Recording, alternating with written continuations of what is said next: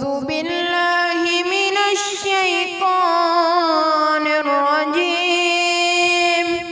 بسم الله الرحمن الرحيم.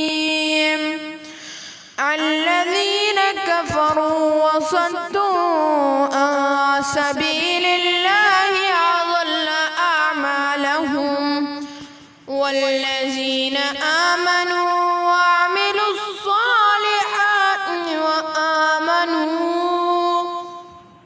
بما نزل على محمد وهو الحق من ربهم كفر عنهم سيئاتهم وأصلح بالهم.